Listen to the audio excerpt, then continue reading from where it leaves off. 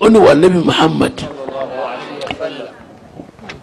tawallat anni dunya ayé ti kẹ̀yìn sí òun gbogbo nǹkan lòun ṣe tí ò dọ́gba bó sì sọnù tíra nù tawallat anni dunya ayé ti kọ̀yìn sí òun ọlọ́mọdé ayé ọkẹ̀yìn sí wa ẹni ayé bá kọ̀yìn sí kọ̀dá amánu ọwọ́ ni wakallat dhatu yadi ntí tí wọ́n bẹ lọ́wọ́ mi ò tó nǹkan kò sówó lọ́wọ́ mi oúnjẹ tí ń jẹ nínú ilé mi ntí ń rí ju ntí ń ná lọ anabi wa lọ́la látò ní lọ ó ti pin àmọ́ oògùn tí mi anabi ọ̀dà yìí ni kó tó kírun àsùbá láàárọ̀ ni ọ máa ṣe nígbà ọgọ́rùn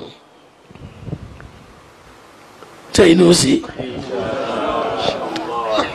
mo sì bẹ̀yìn mo bẹ̀yìn mo fà Nabi Muhammad bẹ̀yìn sallallahu alayhi wa mo bẹ̀yìn sallam. fún pé ọlọ́run jò ó ṣeéṣe fún wa àmín.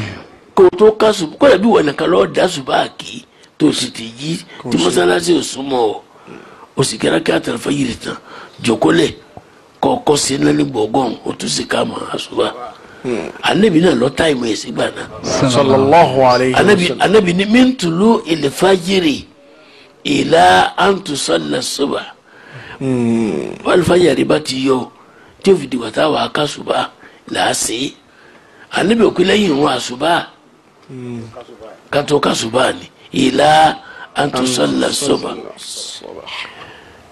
ẹ jẹ́ kí n síwájú ẹni bisimilahi rahman rahim. bisimilahi rahman rahim. subhanallahi wa bihamdihi. subhanallahi wa bihamdihi.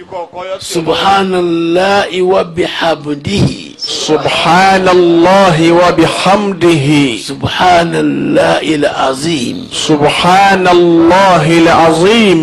astaghfirullah. astaghfirullah. mẹ́ta náà ni. subhanallahi wa bihamdihi kọ́má. subhanallahi al-azim. subhanallahi al-azim. astaghfirullah. astaghfirullah. ẹ wí papọ̀ subhanallahi wa bihamdihi. subhanallahi wa bihamdihi. subhanallahi al-azim. subhanallahi al-azim. astaghfirullah. astaghfirullah. ẹnu bọ́bá tẹ̀wọ́ lọ́wọ́ nísìnyí afáàpáná èmi ò yọ̀ọ̀dá fún ọ kó fòtó sáàtì ẹ̀. ọba tí ọ lọ́wọ́ ní sinmọ́ fọ́tò sítáàtì ẹ̀ ọba àpò fún yàn láti ẹ̀ náà fún.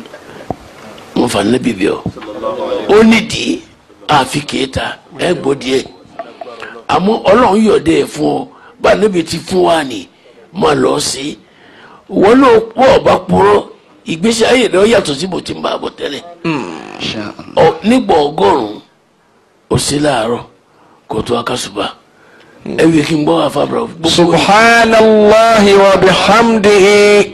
subhanallahi al-azim. astaghfirullah. subhanallah wa bihamdihi subhanallah al-azim astaghfirullah. subhanallahi wa bihamdihi subhanallahi al-azim. astaghfirullah. subhanallahi wa bihamdihi subhanallahi al-azim. astaghfirullah. subhanallahi wa bihamdihi subhanallahi al-azim. astaghfirullah. subhanallahi wa bihamdihi subhanallahi al-azim. astaghfirullah. ẹ kó mọ́sálásí mi ń bẹ ìṣẹ́jú mẹ́wàá ni lẹ́yìn salatu khairu minan nawm àwọn mi mẹ́ẹ̀ẹ́dógún ẹnu àsìkò tó píríọ̀dù tó fi ṣe náà nù bọ́ bá ti fi ṣe anabi Muhammad ti wí bẹ́ẹ̀ atatika dunya anabi ní atatika dunya ayé gan ni ọ̀wọ́ abá o ragimatan sagira. ayé ọ̀wọ́ a máa fi mú gbolẹ̀ fún ọ pé kí ló fẹ́ fi mí ṣe sọ́ọ̀rọ̀ alẹ́ ni ọkọ̀ lé ni sọ́ọ̀rọ̀ mọ́tò ni ọlọmọkà ni. atatika dunya ayé gan ọ̀wọ́ abá o ráàgì màtá yóò máa fi mú gbolẹ̀ sagira.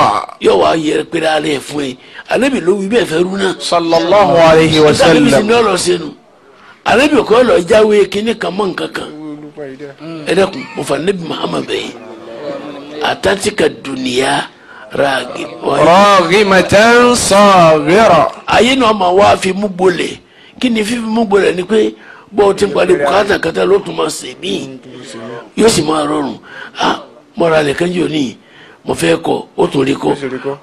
mo fẹ́ ra mọ́tò kan mo rí mọ́tò kan tó wù mí yóò sì rí gbà. Ọlọ́run